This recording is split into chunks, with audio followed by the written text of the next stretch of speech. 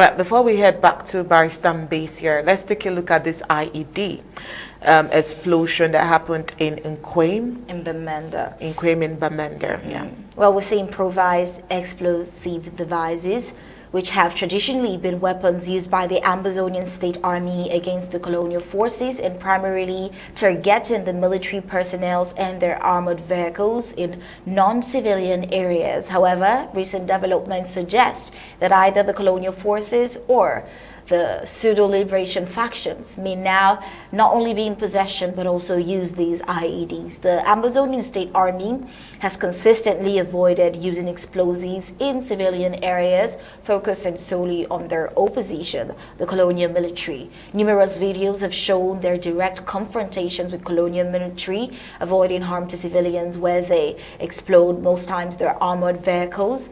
But then since the end of the lockdown, as we know, chaos has ensued the nation of Ambazonia, likely as a retaliation by the colonial forces for the people's adherence to the national lockdown.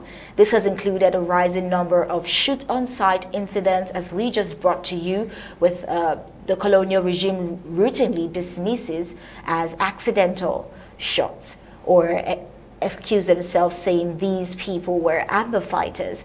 Yet these accidental shots cause innocent lives. It's either after the national lockdown, it's either been shoot-on sites or mass abductions without formal charges, as well as being the latest, the IED explosion, leaving uncertainty about who really was behind it. The period following the national lockdown has been marked by relentless turmoil.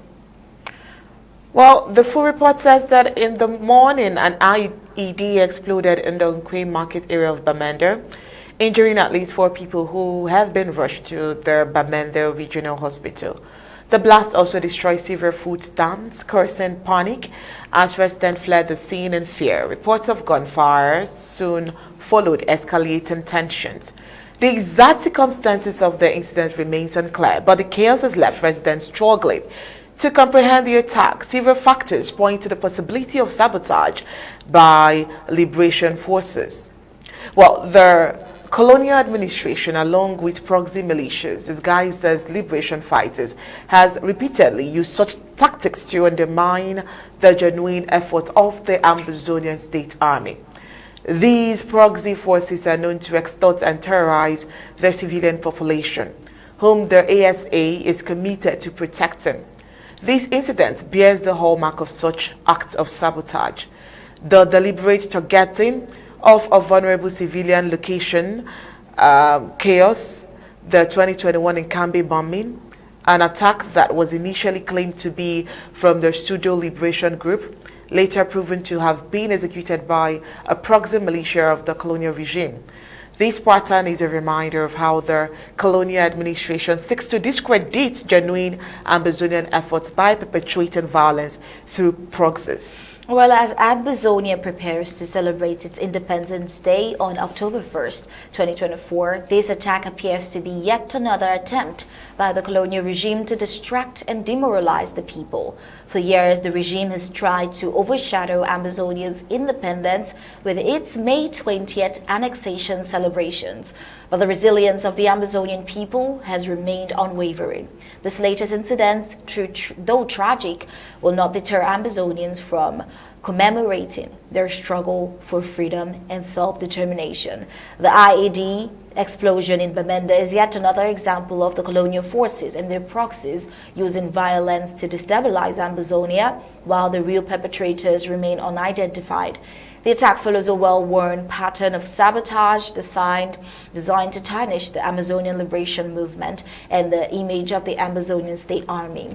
Well, as October 1st approaches, this tragic event serves as a reminder that the fight for Ambazonia's reclaimed independence will continue undeterred by the violent distractions of the colonial regime.